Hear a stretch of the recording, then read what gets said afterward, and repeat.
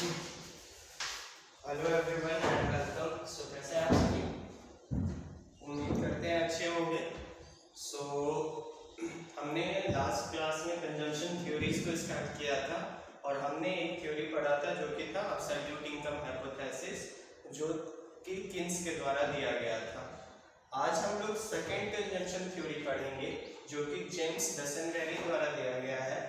And इस theory का नाम क्या है? Relative income hypothesis. तो अभी अगर आप एब्सोल्यूट इनकम हाइपोथेसिस याद करो तो वहां पे नाम से पता चल रहा था, क्या पता चल रहा था कि जो भी कंजम्पशन होगा मेरा वो किस पे डिपेंड करेगा?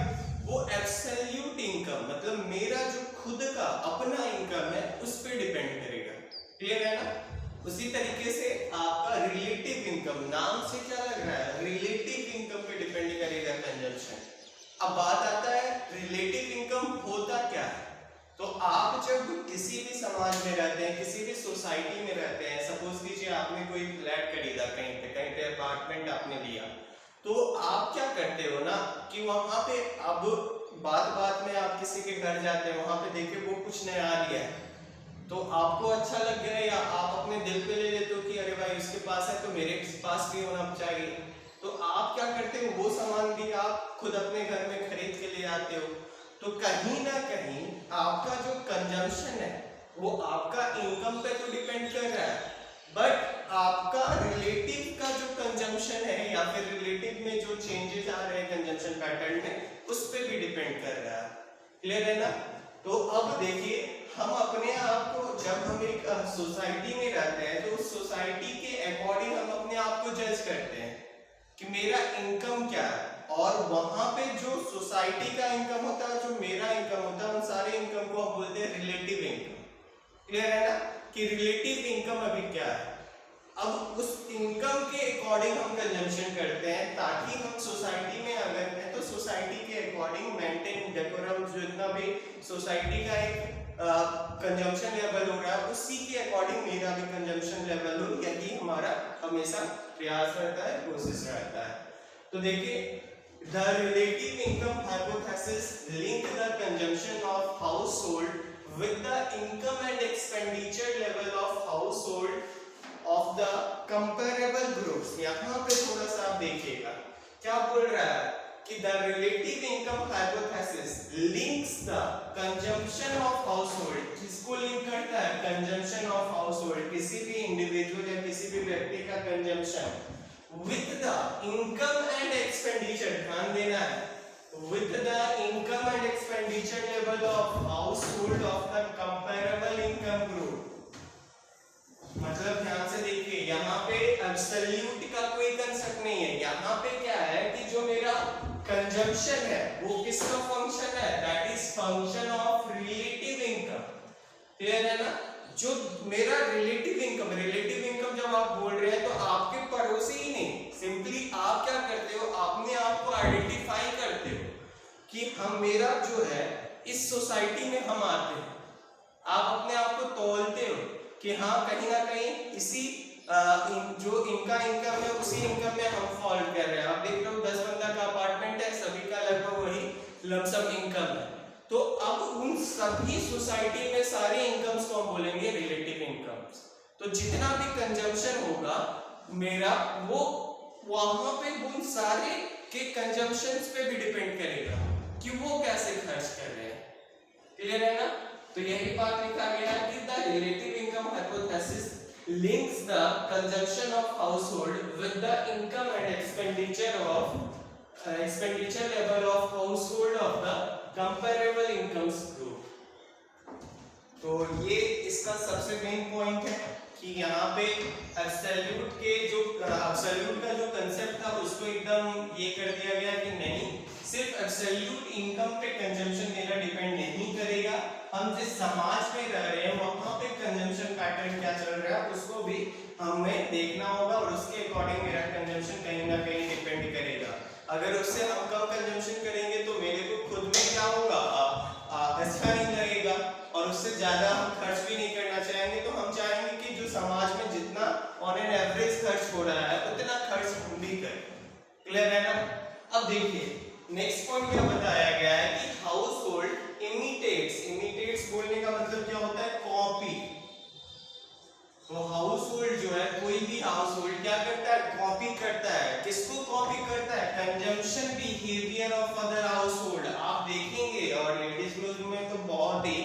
आप आसानी से पा सकते हो कि अपने आप को हम कंपेयर करने लगते हैं, अरे उसके घर में आया तो मेरे पास भी होना चाहिए, ये है तो आप उससे और अच्छा ले लेते हैं या एटलीस्ट उतना तो ले ही लेते हैं। सारे में नेचर होता है कि हम पीछे नहीं रहना चाहते, क्यों रहे हम पीछे, जनरल है, रैशनल है, इकोनॉमिक्स तो रैशनलिटी का बात भी करता है।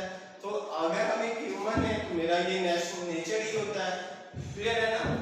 तो देखिए household imitates the consumption behaviour of the other household, तो ये कॉपी करता है कि दूसरे हाउसहोल्ड का कंजम्पशन बिहेवियर कैसा है, उसी के अकॉर्डिंग मेरा भी कंजम्पशन बिहेवियर होगा, क्लियर है ना।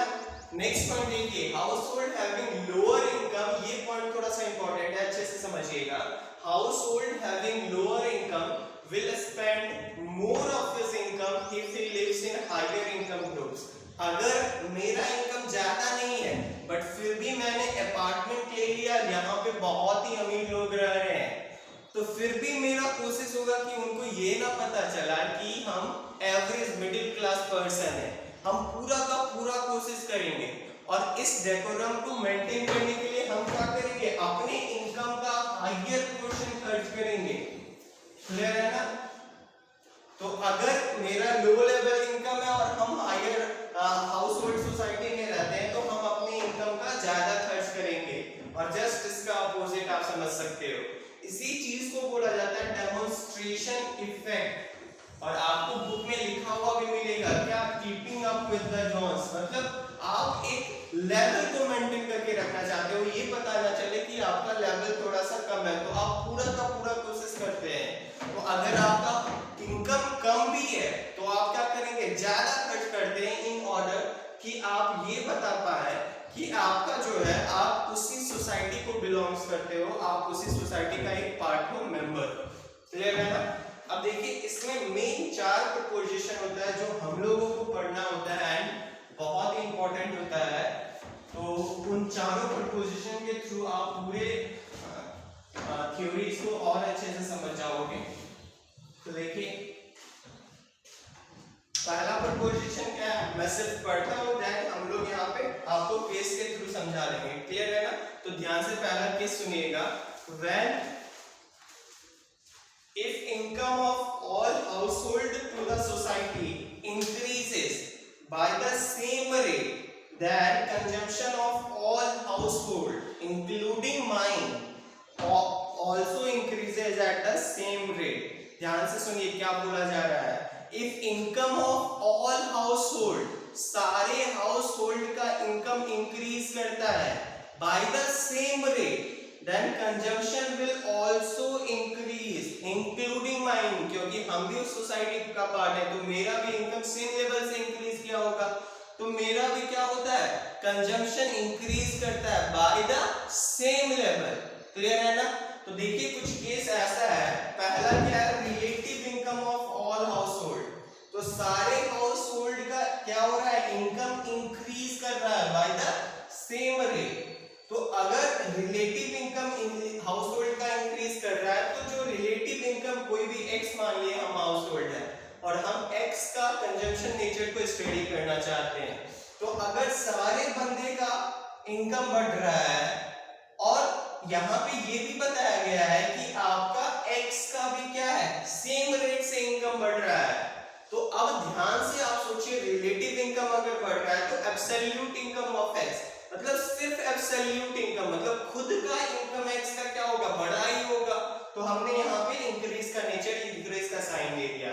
इसी तरह absolute consumption of all household, सभी का कंजम्पशन बढ़ेगा, तो ये एब्सोल्यूट कंजम्पशन है, मतलब इंडिविजुअल कंजम्पशन, मतलब मान के चलिए राम श्याम मोहन है, अगर तीनों का सेम रेट से बढ़ा, राम ने एक कार्ड लिया, श्याम भी देखा देखी क्या किया, श्याम ने भी एक कार्ड ले लिया, अब मोहन भी क्या करेगा, एक कार्ड ले लेगा।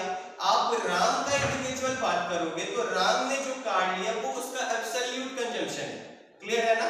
उसी तरह जो मोहन ने कार्ड लिया that is also his absolute consumption. तो एब्सोल्यूट कंजम्पशन ऑफ x क्या हो रहा है, इंडिविजुअल जिसका हम स्टडी करना चाह रहे हैं कंजम्पशन पैटर्न, उसका भी बढ़ रहा है, एब्सोल्यूट कंजम्पशन भी बढ़ रहा है। इसी तरह absolute consumption of all household, सारे का बढ़ रहा है क्योंकि सारे का इनकम क्या हो रहा है, सेम लेवल से इंक्रीज कर रहा है, सेम रेट से इंक्रीज इंक्रीज कर रहा है। क्लियर है ना? तो रिलेटिव कंजम्पशन ऑफ एक्स क्या होगा? सो रिलेटिव कंजम्पशन जो है, रिलेटिव कंजम्पशन मतलब समझिएगा, consumption in accordance with the other, देखा देखी कंजम्पशन क्या हुआ, वो भी बढ़ेगा। अगर राम और मोहन ने कार्ड लिया है तो श्याम भी क्या कर रहा है, कार्ड ले रहा है। ये जो श्याम एक्स है, ये एक्स क्या कर रहा है, देखा देखी कार्ड ले रहा है, तो उसका भी इनकम बढ़ गया उसी रेट से, तो उसको भी परेशानी नहीं हुआ। वो बोला हम इसी सोसाइटी के पार्ट है, हमको क्यों, मेरे पास क्यों नहीं कार्ड रहेगा, दिल पे ले लिया, उसने भी कार्ड लिया। तो रिलेटिव कंजम्पशन ऑफ एक्स क्या हुआ, इंक्रीज हो गया। तो delta C by delta Y of all household क्या होगा, इंक्रीज हो जाएगा। तो आप देखिए कि मार्जिनल प्रोपेंसिटी टू कंज्यूम क्या होगा, आप अगर रिलेटिव इनकम के अकॉर्डिंग सोचे तो वो कांस्टेंट होगा, क्योंकि जितना रेट से आपका इनकम बढ़ रहा है कहीं ना कहीं आप खर्च कर दे रहे हो, और रिलेटिव इनकम के अकॉर्डिंग आप अपना कंजम्पशन उस अकॉर्डिंग खर्च कर दे रहे हो, तो कहीं ना कहीं आपका marginal propensity to consume constant होता है इन लॉन्ग रन। और लॉन्ग रन की थ्योरीज, अब जितने भी थ्योरीज को हम लोग पढ़ेंगे सारे थ्योरीज लॉन्ग रन में है, तो सारे थ्योरीज में आप एक चीज कांस्टेंट देखेंगे कि marginal propensity to consume constant होता है। इसका मतलब सिंपल सा ये है ना कि आप समझो कि आप अगर इनकम बढ़ रहा है तो आप ज्यादा खर्च नहीं कर सकते। मार्जिनल प्रोपेंसिटी टू कंज्यूम क्या बताता है हम लोगों को एडिशनल कंजम्पशन बताता है। जब एडिशनल इनकम, चाहे वो डिस्पोजेबल हो चाहे वो रिलेटिव इनकम हो, अलग अलग इनकम हो सकता है, तो आप ज्यादा खर्च नहीं कर सकते। अगर आपका इनकम 10,000 था, आपने बेसिक नेसेसिटीज या कंजम्पशन किया अब 5,000 का, फिर आपका इनकम 20,000 हो गया, तो आप थोड़ा सा बढ़ा सकते हैं, हो सकता है कि आप 7,000 का करो, फिर 30,000 हो गया, फिर हो सकता है कि आप 10,000 करो। तो अब अगर 20 लाख हो गया तो ऐसा नहीं होगा कि आप 15 लाख 16 लाख कंजम्पशन पे ही खर्च कर लोगे। फिर 20 से 25 लाख हो गया तो फिर ऐसा नहीं होगा कि फिर आप मोर और लेस 1 लाख ही जितना मिनिमम कर सकते हो उतना ही करोगे। तो एमपीसी क्या होता है, कांस्टेंट हो जाता है जब लॉन्ग रन में आप बात करो। जैसे आप किसी से आप बात नहीं कर रहे हैं तो बहुत दिनों के बाद आपका मुलाकात होता है, मैसेज आता है, तो आप बोलते क्या हो, अगर वो पूछा कि सही है तो आप बोलोगे सही है। आप उसको पूरा कहानी तो नहीं बताओगे कि अरे हम यहाँ पे ये हो गया, मेरा इस पॉइंट पे इस ये हो गया था, मेरा फिर वो हुआ था, आप सारा कहानी नहीं बताओगे उसको। अगर आप सारा कहानी बताओगे तो आप किस में चले जाओगे कि पहले इनकम बढ़ा तो कंजम्पशन भी बढ़ा था, फिर इनकम कंजम्पशन बराबर हो गया, फिर इनकम ज्यादा रेट से बढ़ रहा था, कंजम्पशन कम रेट से बढ़ रहा था। लेकिन अगर हम लॉन्ग रन में पूछे तो बोलोगे हाँ सब सही है, मतलब ज्यादा नहीं सब सही है, और आप डायरेक्ट सब सही है, इसका मतलब क्या हुआ कि मार्जिनल प्रोपेंसिटी टू कंज्यूम लगभग मेरा कांस्टेंट हो गया। जितना कंजम्पशन हो रहा है मेरा इनकम इतना बढ़ गया कि कंजम्पशन मेरा मोर और लेस सिमिलर है। क्लियर है ना? तो पहला केस हमारा ये था जहां पे क्या हो रहा था, इनकम रिलेटिव इनकम बढ़ रहा था, सेम रेट से बढ़ रहा था, तो रिलेटिव इनकम तो बढ़ ही रहा था, और एक्स का भी ध्यान दीजिएगा, यहाँ पे आप फोकस करिएगा एब्सोल्यूट इनकम ऑफ एक्स और रिलेटिव इनकम। तो एक्स का खुद का इनकम में रिलेटिव इनकम के अकॉर्डिंग कैसा चेंज आ रहा है, तो यहाँ पे क्या हुआ, रिलेटिव इनकम बढ़ा और एक्स का भी सेम रेट से बढ़ा, तो क्या हुआ, कंजम्पशन सारे का बढ़ा और सेम रेट से बढ़ा। तो एमपीसी क्या था, कांस्टेंट था, मतलब पहले जितना कंजम्पशन था मोर और लेस अभी भी उतना ही कंजम्पशन कर रहा है, क्योंकि जितना सारे लोग सेम ही कंजम्पशन कर रहे हैं, तो एमपीसी क्या हो गया, कांस्टेंट हो गया। अब दूसरा केस में आते हैं। सेकंड केस क्या है हमारा कि इफ माय इनकम, ध्यान से सुनिएगा, इफ माय इनकम मतलब x का income, if income of x remains at same level of relative income, मतलब क्या हुआ, ध्यान से सुनिएगा, if my income remains at the same level of relative income and my absolute income increases, then my absolute consumption and saving increases but my marginal propensity to consume remains the same। ध्यान से समझिएगा क्या बताना चाह रहा है ना, यहाँ पे ये बताना चाह रहा है कि x का खुद का इनकम इंक्रीज हुआ है, मतलब x बंदा था उसको दिवाली में बोनस मिला है, तो यहाँ पे x का एब्सोल्यूट इनकम क्या हो रहा है, इंक्रीज कर रहा है। बट अगर हम रिलेटिव इनकम का बात करें तो रिलेटिव इनकम क्या हुआ, और जितने भी सोसाइटी में लोग रह रहे थे उन सभी को बोनस नहीं मिला। तो रिलेटिव इनकम तो पूरे सोसाइटी पे डिपेंड करेगा, सिर्फ एक्स पे डिपेंड नहीं करेगा। तो पूरे सोसाइटी का रिलेटिव इनकम क्या है, कांस्टेंट है, पहले जितना था। बट एक्स का क्या हुआ कि वो उसका एब्सोल्यूट इनकम बोनस मिला, जिससे उसका पार्टिकुलर उस महीना का इनकम क्या हुआ, बढ़ गया। तो बोलता है इस केस में क्या होगा कि उसका खुद का एब्सोल्यूट कंजम्पशन सिर्फ इंक्रीज करेगा। क्लियर है ना? But absolute consumption of all household same ही रहेगा, क्योंकि उन लोगों का इनकम नहीं बढ़ा है। तो यहाँ पे आप इसको सेम कर लीजिएगा थोड़ा सा। तो ध्यान से एक बार मैं पढ़ रहा हूँ, फिर हम लोग यहाँ पे केस के अकॉर्डिंग मैच करेंगे। सेकंड केस क्या है, if my income remains at the same level of relative income. मतलब मेरा क्या है, हम अभी भी उस सोसाइटी के पार्ट हैं, हम अभी भी वहीं पे अपार्टमेंट मेरा है, तो हम भाई सोसाइटी के कंजम्पशन पैटर्न को फॉलो करेंगे। तो मेरा रिलेटिव इनकम अभी मेरा सेम है। If my income remains at the same level of relative income but my absolute income increases, किस कारण से, बोनस के कारण से, then my absolute consumption and saving increases but my marginal propensity to consume will be remains constant. तो बोलता है absolute income आपका बढ़ा है तो आपका एब्सोल्यूट कंजम्पशन बढ़ेगा। क्लियर है ना? एक्स हो सकता है कि उसको कुछ मलाल होगा, जो बाकी लोग नहीं ले रहा था, वो प्रतिष्ठा में प्राण गंवा रहा था, वो बाकी को दिखाने की कंजम्पशन कर रहा था, वो नहीं ले पा रहा था। बट इस बार बोनस बढ़ा, देखा कि वो तो नहीं ले रहा, बट वो दिखावा के लिए, वो तो अब अपना संतुष्टि के लिए भी कुछ कंजम्पशन करेगा।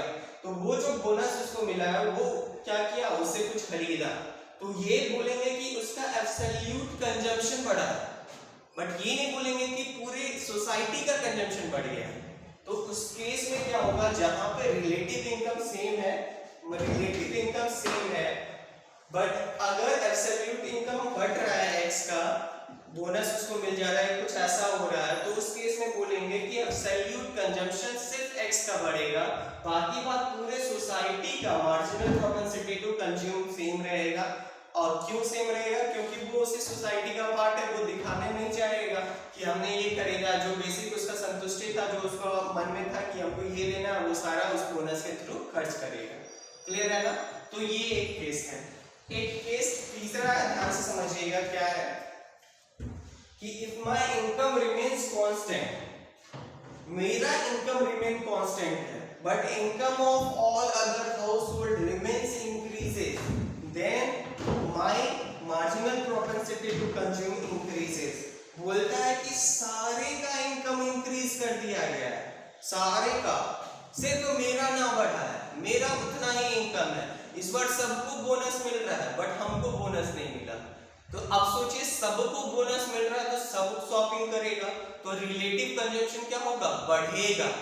अब बेचारा एक्स तो इसमें पड़ गया, फेर में पड़ गया कि सारे का कंजम्पशन बढ़ रहा है, बट मेरा क्या है, मेरा तो नहीं बढ़ रहा है। तो मेरे लिए तो सम की बात हो जाएगी, भाई साहब मेरा नहीं बढ़ेगा कैसे? तो बेचारा इस केस में एक्स भी क्या करेगा, अपना सेविंग निकालेगा और वो फिर से उतना ही कंजम्पशन करेगा। अगर इस बार बाइक आया तो वो भी बाइक लेगा, कहां से लेगा डजंट मैटर, क्योंकि समाज में रह रहा है और यहाँ पे कंजम्पशन समाज पे डिपेंड कर रहा है, आपके इनकम पे उतना खास डिपेंड नहीं कर रहा है। अगर कर भी रहा है तो आप देखे होंगे कि एब्सोल्यूट आपका बढ़ेगा, उससे फर्क नहीं पड़ता है। हम समाज का कंजम्पशन का बात कर रहे हैं, पूरे इकोनॉमी का कंजम्पशन का बात कर रहे हैं, तो जो समाज में होगा वही प्रायोरिटी होगा। क्लियर है ना? तो देखिए यहाँ पे क्या हुआ कि सारे का रिलेटिव इनकम बढ़ा, बट एक्स का नहीं बढ़ा। तो क्या हुआ कि एब्सोल्यूट इनकम ऑफ एक्स तो नहीं बढ़ा, तो नहीं बढ़ा, एब्सोल्यूट इनकम भी नहीं बढ़ा, उसका रिलेटिव इनकम बढ़ेगा तभी तो एब्सोल्यूट इनकम बढ़ेगा। ध्यान से समझिए, फिर एब्सोल्यूट कंजम्पशन क्या होगा, सारे हाउसहोल्ड का तो बढ़ेगा ही। रिलेटिव कंजम्पशन ऑफ एक्स क्या हो जाएगा, ये मेंटेन करने के लिए उतना ही खरीदेगा। तो एक डेमोंस्ट्रेटिव इफेक्ट होता है और एक होता है रेटशेट इफेक्ट। तो आप इसको रेटशेट इफेक्ट भी बोल सकते हैं। रेटशेट इफेक्ट में क्या होता है कि इनकम बढ़ता है तो कंजम्पशन बढ़ता है, बट अगर इनकम घट गया तो मेरा कंजम्पशन नहीं घटेगा। क्यों? क्योंकि हम एक समाज में रहते हैं और हम घटाना नहीं चाहेंगे। इतना जल्दी हम चेंज अपने आदत को नहीं कर सकते हैं। तो ये जो इरिवर्सिबल रिलेशन है बिटवीन इनकम एंड कंजम्पशन, इसी को रैटचेट इफेक्ट भी बोला जाता है। तो ये थर्ड प्रोपोजिशन था। एक और प्रोपोजिशन है इसके रिलेटेड, क्या है ध्यान से देखिए, if x moves from lower income group to higher income group then MPC of x fall. इसका मतलब क्या हुआ कि देखिए, जिनका ज्यादा इनकम होता है हायर ग्रुप सोसाइटी में क्या होता होगा, उनका इनकम तो ज्यादा होता होगा बट कंजम्पशन क्या होगा, सेम होता होगा, फिर उनका इनकम बढ़ा। तो अब ऐसा नहीं है कि वो ज्यादा खर्च करने लगे, ऐसा तो नहीं हो सकता है। तो हायर सोसाइटी में क्या होता है, एवरेज प्रोपेंसिटी टू कंज्यूम कम होता है, बट लोअर ग्रुप सोसाइटी में क्या होता है, एवरेज प्रोपेंसिटी टू कंज्यूम ज्यादा होता है। क्यों? क्योंकि वो अपनी इनकम का ज्यादा पोर्शन खर्च करते हैं। क्लियर है ना? कंजम्पशन को मेंटेन करने के लिए या कंजम्पशन को पूरा करने के लिए लोअर हाउस होल्ड सोसाइटी अपनी इनकम का ज्यादा पोर्शन खर्च करते हैं। तो इस केस में एपीसी क्या होता है, ज्यादा होता है, but higher household society के लिए एपीसी क्या होता है, कम होता है। तो ये सारा कहानी क्या बताया गया कि एमपीसी मोर और लेस सारे रिलेटिव इनकम पे डिपेंड कर रहे हैं और सारे केस में एमपीसी कांस्टेंट होंगे, क्योंकि प्रतिष्ठा में प्राण गंवाना, अगर सारे का बढ़ रहा है तो अब सभी कोई बढ़ाएगा। ये डिपेंड नहीं करता है कि ज्यादा इनकम में कैसा फर्क पड़ रहा है। तो अगर पूरे समाज का इनकम बढ़ रहा है तो सही है, नहीं भी बढ़ रहा है तो भी प्रतिष्ठा में प्राण गंवाना, हमें कंजम्पशन बढ़ाना होगा समाज को देख के कि सारे समाज वाले अपना कंजम्पशन बढ़ा रहे हैं। तो एमपीसी कांस्टेंट है। क्लियर है ना? तो कुछ ऐसा ग्राफ बनता है, ध्यान से देखिए। ये आप देखेंगे तो किन्शियन के द्वारा दिया गया था, मैंने आपको कल बताया था किन्स के द्वारा ये कंजम्पशन ग्राफ नहीं दिया गया था, ये किन्शियन के द्वारा दिया गया था। ये आपका दिया गया है बाय दिस थ्योरी। यहाँ पे क्या होता है कि शॉर्ट रन में average propensity to consume constant होता है, यहाँ पे क्या होता है एवरेज प्रोपेंसिटी टू कंज्यूम धीरे धीरे कम होने लगता है। तो लॉन्ग रन मतलब लॉन्ग रन, वहां पे सब कुछ सही हो जाता है, वहां पे कोई इश्यू नहीं रहता है कि मेरा इनकम क्या है, मेरा ये क्या है, तो वहां पे ऐसा कोई भी पंगा नहीं रहता है। क्लास है क्या? तो वहां पे कुछ ऐसा पंगा नहीं रहता है। वहां पे क्या होता है, ऑटोनॉमस कंजम्पशन नाम का कोई भी चीज नहीं होता है। क्यों? क्योंकि आप लॉन्ग रन में अगर आप अपना पापा का सेविंग यूज करके कंजम्पशन कर रहे हो फिर तो कोई फायदा नहीं होने वाला है। तो लॉन्ग रन में ऐसा नहीं होता है कि आप ऑटोनॉमस कंजम्पशन कुछ यूज करते हैं जहां पे आप सेविंग को निकाल के यूज कर रहे हो, आप नल्ले घर पे बैठे हुए, तो ऐसा नहीं होता है। क्लियर है ना? लॉन्ग रन में एक ऐसा आपका ग्राफ बनता है और इसका मतलब होता है कि average propensity to consume constant है लॉन्ग रन में। तो ये पूरा कहानी था आपका रिलेटिव इनकम हाइपोथेसिस का। आई होप आप समझ पाए होंगे। सो बेसिक डिफरेंस आप देखोगे इनका किन्स का रिलेटिव का। तो किन्स ने ये बोला था कि शॉर्ट रन में हो सकता है घटेगा बढ़ेगा, इन्होंने बोला कि सभी कांस्टेंट हो जाता है लॉन्ग रन में, इतना ज्यादा ये चेंजेस फ्लक्चुएशन नहीं आता, और जो यहाँ पे मेरा कंजम्पशन पैटर्न है वो रिलेटिव इनकम पे डिपेंड करता है। सो आई होप आपको पसंद आया होगा आज का क्लास। यहीं तक रहने देते हैं, मिलते हैं हम लोग नेक्स्ट क्लास।